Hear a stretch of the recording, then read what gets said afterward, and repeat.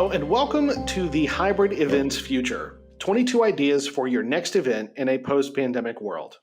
We're really thankful to CFE Media for giving us this opportunity today to come and speak with their audience. I'm Scott Trobaugh, Vice President of Creative with Godfrey, a B2B marketing agency. And I'm joined by Alison Fetterman, our Director of Strategy. Hi, Alison. Hi, nice to be here. And Tom Gorman, our Senior Producer. Hey, Tom. Hey, Scott. Hey, Alison. Hey to our virtual audience. So events are vitally important within most marketing strategies, but I think especially within B2B because we are in niche markets and we have very specific kinds of audiences. It's important to be able to get together, share what kinds of things we're seeing on the horizon, and that has been really shaken up for everybody with the pandemic and kind of the new normal, as a lot of people are referring to it. Alison, what kinds of things have you seen and heard from marketers in the industry with regard to where events are heading in this new reality?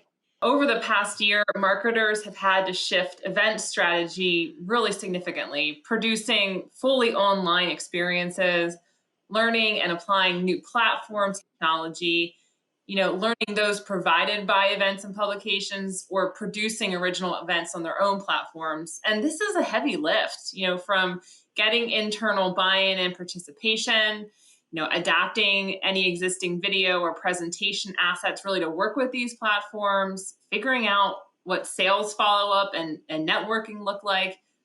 And there were certainly a lot of challenges, but there's also some opportunities. So a lot of marketers agree that greater audience reach is really the most positive effect they've experienced in this shift. So people can attend that wouldn't have been able to attend in-person events, in a regular year. And typically costs to produce these events, in many cases, were lower for digital. But now this kind of virtual component is an expectation, and strictly in-person events were going to be more and more rare. So, marketers almost need a new story to justify the cost of going back to fully in-person events now that they've seen some of the benefits of virtual. So for many of our clients, strategies and goals continue to shift, but in-person events are planned and are coming back in some form. So Bizzabo, which is an event software company, reported that 63% of marketers do plan to resume in-person meetings in 2021, and 97% are confident hybrid events will be more prominent. So hybrid events are being defined as really just an event that uses technology to integrate in-person and virtual attendees and their experiences. Some of our clients, some large manufacturers, aren't showing at some of the big events, but really are planning to host smaller local events as well as hybrid or personal virtual experiences. So totally shifting their strategies. And then, we certainly are talking about marketing, marketing to engineers, but also want to think about sales teams. We did actually survey our clients, in preparation for this talk, just to see their thoughts about the event landscape and their strategies. And one of them stated that to a salesperson, nothing really can replace that in-person after show hotel happy hour for networking. And those in-person experiences are really irreplaceable. But we also want to understand to balance that. McKinsey cited that just under 1/3 of buyers actually prefer in-person meetings. So they want, remote interactions with videos and phone calls and emails and texts. So what is the balance for that? And now the challenge becomes, how do you bring the online expectations to the live event to make an even stronger experience? So much content is now available on demand. What makes the live event unique or noteworthy other than that networking? How do you treat virtual and in-person as separate but equal experiences? And for engineers, how do you bring the products and solutions to life when you can't touch and feel a component? There's things you need to think about: the right registration experience so there's not too much of a barrier, what technology to use, the event type, the format of the sessions, how you bring people together to educate and engage. So virtual events certainly plugged a gap kind of during a during a crisis here, but they're still tending to miss the energy and overall experience of an in-person event. So that's really the challenge marketers need to consider moving forward. Yeah, if you had told me that virtual would just completely take over and that would be the future, I would have a hard time believing that because of exactly the kinds of things that you outlined. However, if you told me that we were going to abandon virtual altogether because in person is more important, I'd have a hard time believing that as well. And it does sound like the interesting thing over the next, I would say, 12 to 24 months is going to be finding what is that perfect balance. I think it's going to be different in different industries, but for B2B, I mean, for the reasons that you touched on there with engineers and product demos and salespeople, the kinds of things that they need to do. It's going to be really interesting to see where we fall on that spectrum as kind of a sweet spot. The one statistic there that only a third of people really need or feel the need for that in-person sort of event is surprising to me. I would have thought that would have been higher.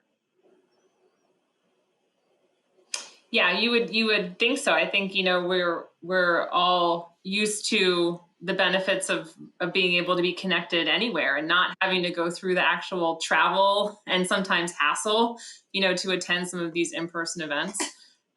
So yeah, that mix will continue to. It's fascinating. I do think, and this is one of the things that we predicted at the very outset, is that as a society and as an industry, both in marketing and in just general industries altogether, that we were going to see a 5 to 10 year leap in adoption of this technology of virtual meeting technology, and actually the kind of thing that we're using right now. We were going to see really a 5 to 10 year leap in the embracing of that available technology and the comfort level that people have with it. And I think that that's been borne out. Over the course of a year, it has fundamentally changed the way that we perceive our ability to communicate with each other and to connect. So with the pandemic having accelerated those innovative ways to deliver not only communication like this, but virtual experiences for a variety of events, can you think of an event that you saw or worked on, let's say in the past year, that was a pivot from what we would have done prior to this time? And I'm going to throw that one over to Tom. Yeah, for sure.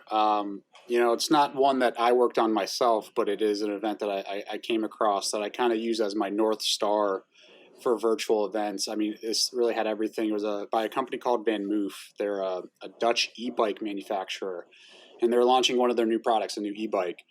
And when you're doing a product launch like that, I'm thinking historically for them, it's a lot of hands-on experience with their end users or their customers, so they get to see the bike, they get to test the bike. Given the state of the pandemic, how do you do that virtually? Well, to do that, you got to make it really engaging and interactive. And this launch event had everything. It was they partnered with a digital design studio. I believe they were called Resin. It was an interactive live event. They had video, audio, interactive 3D. So they had a 3D model of the bike for users to be able to interact with it, spin it around, zoom in, see all the parts and components of it. It wasn't a replica of an ordinary real life event, but something special and innovative, just like the bike. So they created it was a 40-minute live event. Started off with some keynote addresses from some of their top executives. There was also live question and answer sessions during the event, so anyone watching was able to submit a question and get it answered in real time. They launched the bike, again, with a 3D model, so everyone got to see that. It was really, this digital technology made it possible to introduce a new product to a wider audience. So that's another thing you have to think about, right? Maybe it's a traditional in-person event. You might have a select list that you want to invite or attend, or due to budget constraints or for whatever reason, you can't have a large audience. With a virtual event, you can open it up to virtually anyone you want to participate in. And I think the end results of that event kind of spoke to that. They had over 6,000 live viewers, over 2,000 live questions. Think about that. During a 40-minute event, over 2,000 live questions were submitted. So just that level of interactivity and engagement with their audience, you don't get that with an in-person event. So when it's a really well done virtual event, you can get that type of engagement. And here's the big kicker: over 4,400 bikes were ordered within 24 hours of their live event. So I think we could probably consider this event a successful event. Sales are already up 20%, and the product is selling twice as fast compared to any of their previous launches. So, again, not a typical event, probably something that they weren't planning out, a year ahead of time, given, the state of the pandemic. It caught everyone off guard. So they had to adjust and put on this event. But I think it was a great success. It's a platform to me that looked custom. I think this design studio kind of whipped everything up together on their end. I don't know what they would typically spend on a in-person live event, but I got to imagine doing this virtually, maybe there were some savings. You're just spending some time on that design time and pre-recording a lot of this content and creating some, engaging interactive 3D elements. So yeah, I think all things considered, this was probably one of the best virtual events I've ever seen. I was really impressed with it when you shared that with me, because of just the overall polish of it, but also the novelty of the different types of interaction. And I don't think any part of it was necessarily a revelation to me individually, because these are technologies that we've already interacted with. But it was really the whole being greater than the sum of its parts. Perhaps. Then the other thing is, there were parallels to what Apple has done for years, where you have a developers conference, you have and that's where they started to roll out all of their new products on a semi-annual basis, and then everybody would start talking about what they wanted to order. When's that new iPhone going to be available, that sort of thing. But in this case, they could take orders immediately, and so there was that strike while the iron's hot sort of like impulse level of excitement. I want to get these before they're sold out. But I do think, I think we talked about this the other day, I think that there is a certain parallel there in terms of both the fact that this was not like a massive global company, and this is also a significant expense for the individual. And I think that those things kind of parallel the B2B space pretty well. Is that sort of your takeaway as well? Yeah, absolutely. This was a B2C event, right? But there's nothing here that isn't easily replicable for a B2B audience too. At the end of the day, you got to identify what your key elements of this event are. You're going to have some sort of keynote address, keynote launch speech, something like that from a high executive or CEO. That's, whether you're doing that live or virtually, there's nothing there that's all that difficult that you can't make it work virtually as well. Right. And you actually maybe make it look a little bit better when you're doing it virtually because you can pre-record it and put some thought into there.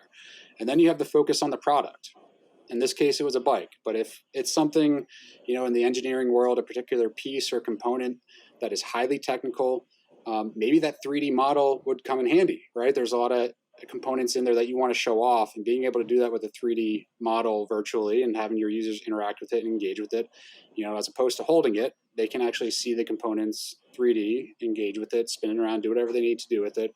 So this is something that is, while this example was B2C, can easily be replicated in the B2B world as well. One other question for you, just to follow up on that a little bit, because I know that if I'm a sales director or a marketing director with a B2B company right now, and I'm listening to this, I'm probably thinking, I don't know that we have that high end Dutch design kind of budget. Yeah. Do you foresee there being a lot of new sort of templated kind of boxed solutions for this sort of thing popping up? Yeah, you see that more and more. Every virtual platform is different. And honestly, what platform is right for you just depends on the type of event that you want to do. But for something like this, there's nothing really that's, revolutionary as far as technology goes. And it's something that if you can't find a platform that works for you, with whoever your digital agency is or whoever your digital team is that you work with, they should be able to make these elements live within one platform, whether it's some sort of landing page or something like that, that it shouldn't be too high of a cost, but you never know. It depends on how, intricate and complicated you want to make the event. But yes, to answer your question, there are a lot of platforms that are offering a lot of different elements for user engagement. Whether that's live interactivity via webcam with your audience, or breakout rooms where you can go and talk to someone virtually via webcam, elements where you can host those 3D models and interact with them. You're seeing a lot more of that now too. And then again, the pre-produced video content, they're all out there. Pretty much every platform can accommodate that. And honestly, that makes doing your event that much easier when you can produce a lot of your content ahead of time. So yeah, the platforms they're keeping up. They're trying to stay with the trends that are out there. In the last year alone, there's been a lot of advancements in that world, and you just got to stay on top of all of them that are out there and just see what each one has to offer and if it's right for your event. The live interaction example that you gave was one that I really got to try firsthand because Cliff Lewis, our executive creative director, and I recently spoke at the virtual marketing profs B2B forum, and they've really sort of embraced this opportunity for hybrid type events. We were booked to speak for like a half hour talk, and we found out that they were asking everybody to just pre-record videos and send those in. And I thought, oh, that's kind of disappointing because I really like that sort of live interaction with the audience. And then they said, we need you to show up, for the watch party. We need you to show up that day because then you can interact with people and then we'll do a live Q&A. So all of a sudden it allowed us, and Tom, you were a part of that, it allowed us to sort of produce what we wanted to present to everybody, get it just right, get it just the way we liked it, and then still have the benefit of uh, being two places at once in a sense. I mean, we're on screen talking, but then we're also answering questions in the chat as we went, which was a really novel experience. And I do see benefits there quite a bit. So I think that there's an element of embracing the potential for creativity and thinking a little bit differently, with the resources that you have at hand, which is cool. Alison, you had some experiences with some virtual press events and that kind of thing recently. Yeah, our team shifted direction for a client this past May when our client Bosch Rexroth was introducing a kind of new to the industry machine automation technology, which was their biggest launch in decades. But they knew at that point that an in-person press event wasn't possible. So we helped them shift to a live webinar format, and it actually ended up opening the doors to more editors than would have ever attended in person. So we had over 25 editors who attended this 90-minute press event from the US, Canada, and Mexico. And, the coverage was not just with trade then, but with social as well. And then the other advantage was the recorded event was used for future assets and promotion, repurposing video snippets, also sharing the videos with anyone who missed the events that they could also participate. So there were a lot of benefits with that. And we saw some good success with shifting to a live webinar. That must have really had a lot of your synapses firing as a strategist, because you're thinking content strategy, you're thinking like evergreen, sort of things that have a shelf life, stuff that you can really start to repurpose and use pretty hard in marketing endeavors, I'm guessing. Right. Yeah. Once you have that produced asset captured, there's, a lot of legs with that, and the ability to really translate that into a number of different tactics and promote through, all of your channels. So that one event served some ongoing promotion for a while after that, which is great. How do you think it compared with, is there any kind of an apples to apples comparison with engagement on previous such events? Well, more editors participated in this event because it was online, and they didn't have the barriers of travel or expense or time needed to, get to that event. And before, that editor event would not have been produced in a digital format where people could engage in the same way. Maybe there would have been resources for them, static resources provided to those who couldn't attend, but they certainly wouldn't have had the same live webinar experience that they did this year. So I know that I've been guilty of this in the past. I don't know if guilty is a good word, but I've been kind of a lurker on conferences like that, where I'll sign up and then maybe that day I get really busy. I can only attend an hour or so. But part of the joy of signing up for a virtual one like that is, I'm expecting those replays. I'm expecting to be able to go back in. In some cases, I'll listen to what the buzz is about the various pieces of it, and I'll go in and look specifically at things that I'm hearing people talk about. I would imagine that still is beneficial because you're getting those leads, right? Yeah, still beneficial. And then, when content is on demand, you just as you were saying, you can view it when it makes sense for you and for your schedule and when you can focus and engage with it. So, yeah, a lot of benefits there as well. Yeah. Tom, let's shift over and talk a little bit about like virtual trade show setups and that kind of thing. You had some thoughts and experience on that. Yeah, so this is a little bit different than the example Alison was talking about. So Alison's talking about an event that Bosch Rexerized. They were able to organize and host themselves. So they got to determine the platform and all that fun stuff, and all the answering the key questions as far as level of interactivity. What can we pre-produce, all that fun stuff. There's going to be instances though where you sign up to an exhibit at a virtual trade show and you're living within a boxed in platform that whoever is organizing that show signed on with, that you have to make your assets live within that virtual trade show. You really have to think of this. It shouldn't really be any different than what you would normally do for any trade show. You're going to prepare some sort of marketing materials and have them at the show. You're going to do the same thing virtually. Identify what's important to show at that virtual trade show. Is it videos? Is it brochures? Are you going to have some giveaways that people that come by your booth, are you going to have those ready to ship out? And are your reps ready to interact in real time? So do you have those subject matter experts, those product managers on hand to answer questions at a virtual trade show? Every kind of virtual trade show is different. Some of these bigger trade show companies have some custom platforms that they're using. Some of them have some, again, off-the-shelf ones. It all depends on what they're using and how you're going to make your assets live within that world.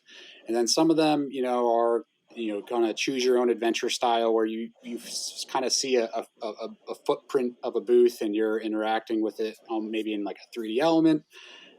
So again, they're just all different, but you want to make sure that you have your assets prepared and ready to go to live there. But backing up to what Alison was talking about with the Bosch Rexroth example, there are going to be instances where you're able to host your own event. And I just want to make sure I cover this because I do think it's important. When you're organizing your own event, and we've done this for some of our clients and helped them, not just Bosch Rexroth, but others, you really have to think about, how am I going to take my traditional in-person event virtual? What elements do you need to carry over? Are there product demos? Are there speeches or presentations, launch videos, anything like that? And then of those elements, think through what needs to be live. What do you need that live element for? Whether that's a question and answer session with some of your audience, or it's a host or moderator to take you in between and out of segments. And then what can you pre-produce? Because that's really going to make your life easier the day of the live event, having those elements already in the can where you're literally just kind of pressing play. And then what interactive elements do you need? Do you want your audience to interact with each other? Do you want them to see each other? Or is it just kind of a group chat where everyone is watching it and chatting that way? Answering these questions will help you identify what platform to use. And again, maybe an off-the-shelf platform works, or maybe you need to think of something custom. But until you kind of identify what those needs are, you won't be able to determine what platform is right for your virtual event. So the key point I want to make there is there are two different kinds of virtual events. There's the kind where you're going to exhibit somewhere, someone else is organizing the show, and you're just kind of making your puzzle pieces fit within that puzzle board. And then there's the kind where you have total creative control and you can dictate what that event looks like and feels like. And those are two distinct differences, but I think they're important to know. Also, getting into the shoes of some of the folks that are going to be watching this, and what their limitations might be. Like, I'm thinking about the type of equipment that you would need to have on hand to do something like this. I mean, for us to be in 3 different locations right now shooting this, we're essentially using available stuff. We're using our computers. Maybe a few $100s worth of other equipment between the 3 of us, nothing much. And you can do it kind of on a shoestring. But then, I mean, there's the upper end of it as well. Tom, you're very much our tech guy when it comes to this sort of thing. Now you're speaking my language. Yeah. I mean, the setups that I've seen you do, almost in the moment, really, for some things that I thought were going to be simple, have been fairly impressive to me. So, how do you find that right? How do you sort of find that right blend and that right mix? The other thing is, do you have any advice for people who are seeking budgetary assistance from a supervisor as they plan this stuff? Yeah, you really just have to think through the needs. If your event, if you're dealing with a smaller budget, you can maybe make something work, something like in this instance, right, where we're just all kind of using our own webcams and whatever we have on hand to kind of do a virtual interview like this. But if you need a little bit more wow factor, or again, if you would normally do some sort of big speech for one of your in-person events and you have the stage and the lights and all that fun stuff, there's no reason why you can't replicate something like that on a virtual scale, whether you rent a studio or even somewhere in your office where you just find the space to do this. And then again, whether it's a speech or a presentation or a product demo, normally you would probably invest some marketing dollars in pre-producing that video content to make it look good, and maybe that would live on a YouTube somewhere or wherever you host your videos. But there's no reason why you can't do that live and reallocate those marketing dollars maybe for some what you would normally use for a video budget for a live video budget now. All these production companies have been shifting more this way anyway, right? They know they have to accommodate this live virtual world, and they can do that. So just talk to your production companies, talk to your marketing agencies. Odds are they have someone that can handle these types of virtual events. And there's nothing, again, that's cutting edge or anything crazy that's out there that, nothing is insurmountable is what I would say at this point. That's good. I'm going to stop just short of giving them your cell phone number so they can ask you questions directly. There you go. But yeah, I do think that from a budgetary standpoint, you touched on something really good there, and it actually flows back to some of what Alison talked about with repurposing that content, right? Whatever you're investing in some additional equipment or in getting a crew in that can generate that for you, you can think of 3, 4, 5, 6 different ways to use that content afterward, through the rest of your marketing efforts, so. It sounds like something you should be thinking about. Yes, think about the event, but also think about what you're doing for 12 months after that, how you're going to be able to leverage that content. That's really smart. So we've talked about some innovative ways to conduct these trade shows and conferences, product launches, press events. I think pre-pandemic, marketers really had these in-person events down to a science. There was a set of best practices. There are unions and guides and all sorts of conference how-tos and everything like that out there. But looking ahead, if some people are going to want to stay home and Zoom, and others are going to want to get back into the routine and travel, that's really where we get into what we're calling these hybrid situations. And I know for me, what I was expecting was a good part of my graduate degree was online, and what I noticed through my education at that point is there were a lot of students who would take 1 or 2 classes in person where they really needed to be in the classroom, and they, even though they were within a stone's throw of those locations, they would take some other classes online so that they could work their own schedule. And I see that also potentially being the case for conferences where people show up and maybe they want to attend a session, but it's early in the morning and they'd like to sit and eat their breakfast while they watch it on their computer, get ready by 10 o'clock and go out to a main session, go and walk the trade show floor where they can actually see and touch things and exchange business cards and do that kind of thing. I'm really interested in all the different like array of options that people are going to have moving forward. And Alison, I'd like it if you could talk to us a little bit more about what you think that this new sort of hybrid situation is going to mean for marketers. Well, marketers have really had to develop more tools in their toolbox over the past year, and now they have the opportunity to evaluate and focus more on what's worked and less on what maybe hasn't over years past. I think this past year was one of trying new things, failing fast, moving forward with lessons learned.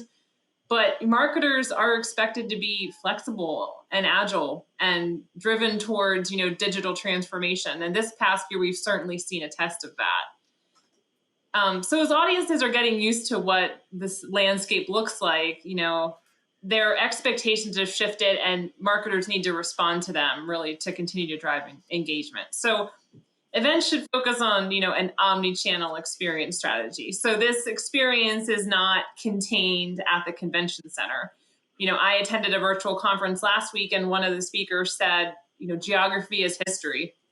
So map out a variety of touch points over multiple channels, offline and on, that seamlessly connects. So I saw this stat from Accenture that 73% of B2B executives say customer expectations for personalized experiences are higher than ever.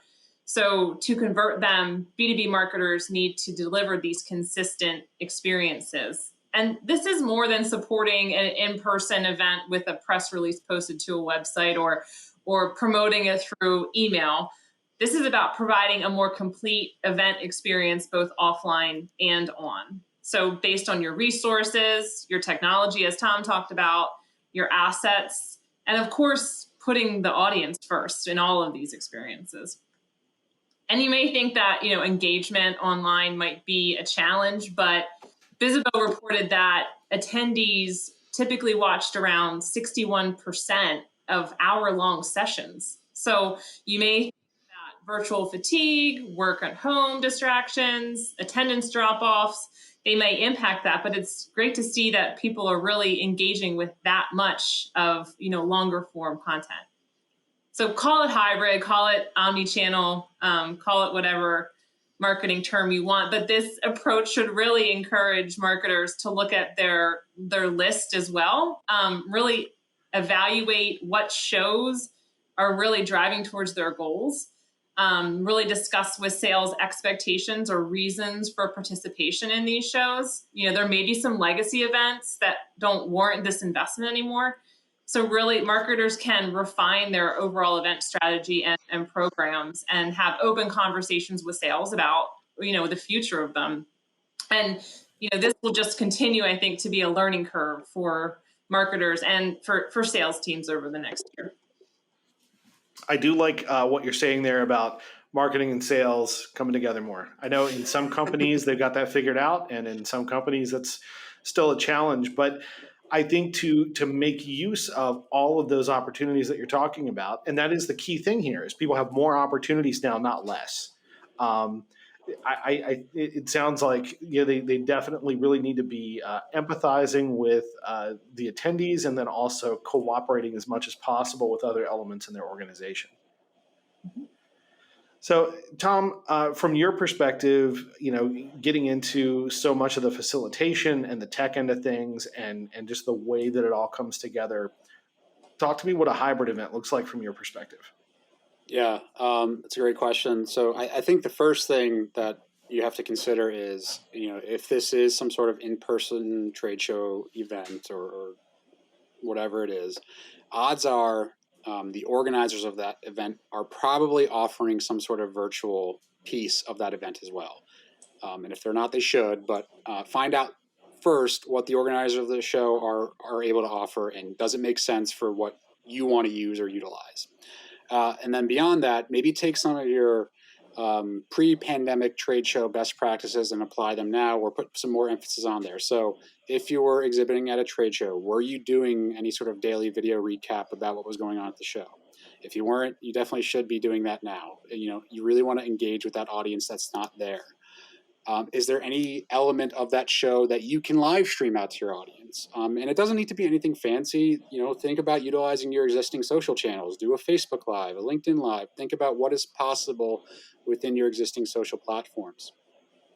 And then beyond that, do you want to offer some sort of interactive display of your booth? Again, hopefully the exhibitor of the trade show organization offers that.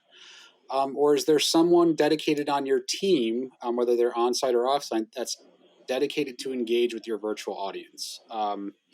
You're going to be busy. If you're at the show, odds are you're going to be busy enough, handling all the needs of the trade show, throughout the week or days or whatever it is. So think about having a dedicated member of your team there to engage with your virtual audience, whether that's, with traditional social posts, whatever live elements you want to do, any other video elements, and then again, utilizing whatever the trade show organizer has to offer to engage with your virtual audience. Cool. So As we're talking about those various ways that marketers can create dynamic, virtual, and hybrid omnichannel event experiences for customers, what advice do you have for B2B marketers as they're trying to decide what type of event and what tactics they should be considering? Alison, why don't you take that one? Sure. So, based on your strategy and budget, you can determine what the mix of physical and digital aspects are of the events to drive towards your goals. So consider the audience, consider the purpose, to help figure out what that approach is, and then turn those into goals and KPIs. So they can be attendance and engagement goals, brand related goals, or even revenue goals. And evaluate your audience. So since the onset of the pandemic, have you taken a look at how preferences have changed? So reviewing the analytics from campaigns and events and nurture workflows, you can consider, how large is the audience you're trying to reach, or how do they prefer to interact or receive information? And if, we know a lot about the content and channel preferences of engineers from years of the reports from, CFE Media. But if your analytics aren't showing you a clear path forward, survey them. Just ask them what their preferences are. They probably appreciate it, and it will help you to focus your efforts. And make sure you have a defined purpose. So there are really a wide range of possible events, from ones we've discussed today, but sales kickoff meetings, conferences, product launches, press events. So as Tom said, you needed to consider whether you're participating in somebody else's or hosting your own, what you're aiming to accomplish, thought leadership, product showcase, networking. And then based on that, what are the best elements to incorporate? So presentations, Q&As, demos, one-on-one sessions. What does hospitality and networking look like? Tom covered a lot about the technology, but certainly need to consider the platforms being used, how you can best leverage that functionality, and what your team needs to look like to execute it. So what does in-person and online support look like? Probably takes a larger team to execute that. And then finally, measure, understanding the return.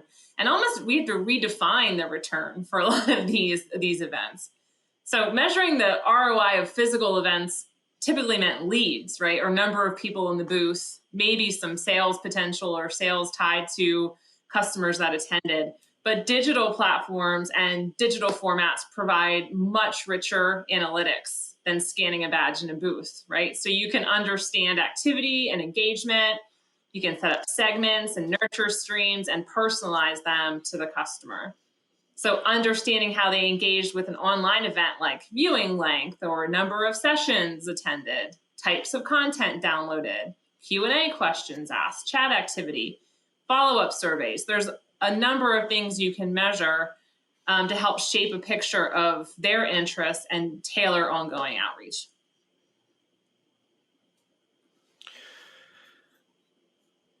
Tom, do you have anything to add there? No, I mean, Alison pretty much covered it, and I don't want to sound like a broken record, but really with these virtual events, I'm going to say it again and again, you really need to identify what the elements of your event are, and then answering those questions will help you identify the right platform. You'd hate to invest in this expensive top-of-the-line platform when you realize you only needed a certain portion or something that event that platform offers. You could have accomplished it maybe within one of your existing social channels or something like that. So really just thinking through what your event looks like, what it needs to cover, and then finding the right platform for that event. And if you don't know the answers to those questions, talk to the rest of your digital team, talk to your marketing team, talk to your agency or anyone that knows how to organize an event, and they'll be able to help you guide guide you in the right direction. Right. That is about all the time that we have for today. But before we go, the title of this did involve 22 ideas for events in your post-pandemic world.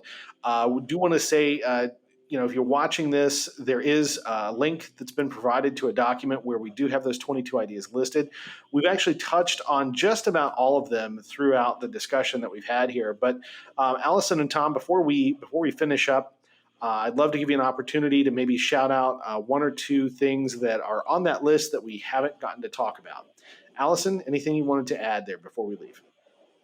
Sure. I just wanted to touch on engagement and interaction just a little bit more, not only with your company, but also attendees with each other. So, with your company, you could sponsor a real-time chat through the event platform or websites or social media. You could have live Q&A and real-time polling just to drive engagement within your sessions.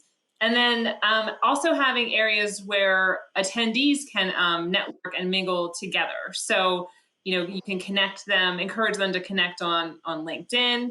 There are some AI generated connection recommendations. You could have breakout sessions or, birds of a feather sessions where you can have smaller groups interact where it's, they might be more willing to put their camera and mic on and share some of their thoughts in a smaller group setting, or also have some sort of virtual, speed networking fun event as well, where you pair attendees and they connect and are able to learn a little bit about each other. It sounds really good. It also strikes me that the kinds of attendees, the kinds of speakers, and that kind of thing that you can get, even very well known speakers, probably are more accessible when it's virtual because there's not a lot of travel involved. Easier to swing, Tuesday the 31st at 10 a.m. into your schedule if you basically just have to get set up and kind of do what we're doing here, which is a good thought. Tom, what other ideas do you have to share?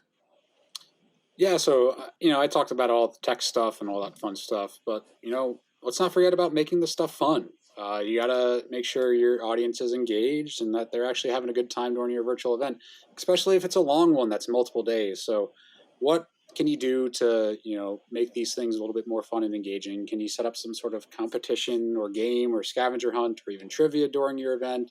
Or maybe they're their own standalone events that you're just kind of putting your name on, like maybe it's some sort of concert or movie night or something like that. And then also, don't forget the swag. Everyone loves the swag, so let's not forget that your audience might want that hat or T-shirt or whatever it is. Make sure you get that swag out to your audience as well. It's really, really important. Good advice there. Alison and Tom, thank you so much for taking this time today to spend with me. Before we go, we do have that list of ideas. Those 22 ideas. We have a list of those on our website. So visit godfrey.com. Go to the resources section to check those out. Want to thank everybody for taking the time to spend with us today and to listen to the ideas and the discussion here. I think if nothing else, one thing that I would tell everybody is we are in one of the most unique times in marketing history where I think opportunity not only favors the prepared, but favors the willing. Opportunity favors the willing to go in and take some risks, try some new things. And the audience, I think, is very pliable and very open to that right now because we have all become so used to doing things differently. That opens us up to a ton of innovation. So the opportunities are there. And I think those bold marketers who are going to get out and do things in a different way are almost certain to see some kind of good result from that. So thanks again. We really appreciate your time. Hope to see everybody again soon.